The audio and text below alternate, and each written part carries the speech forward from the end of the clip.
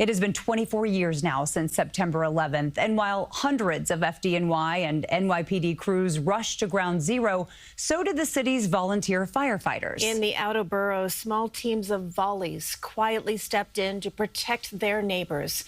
But as Hannah Kliger explains, it often came at a great personal cost.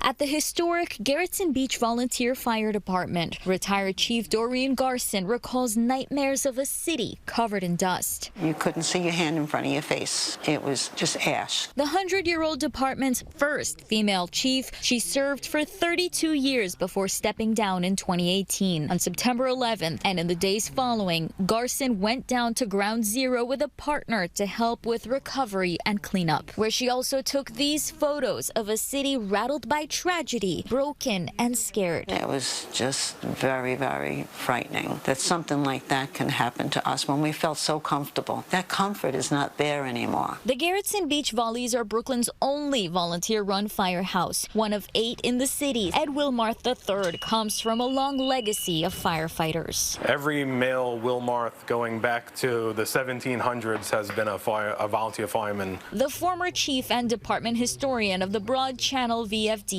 also rushed towards Lower Manhattan with 3 volleys after the first plane hit. He recalls running for cover once the first tower began to collapse. And I can hear all this stuff hitting behind me, so I just made the decision to just dive underneath the back of our ambulance. Probably what saved me. Luckily, all 4 volunteers made it out alive, though 2 of his colleagues, Fred Gray and Captain Robert Nussberger, would eventually die of 9/11 related illnesses. I have a chronic sinusitis that became 9/11 certified.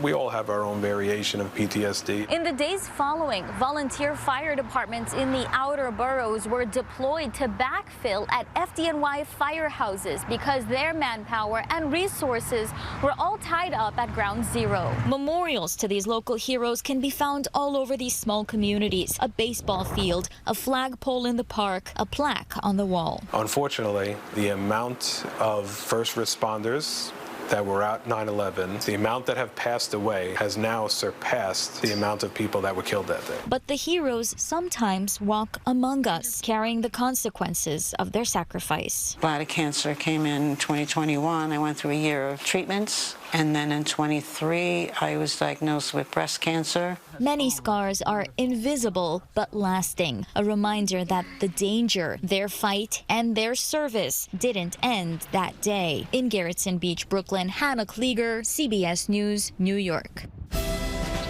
As we mark 24 years since the attacks this Thursday, we will have live coverage of the commemoration ceremony.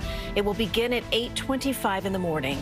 That's on air and also streaming on CBS News New York.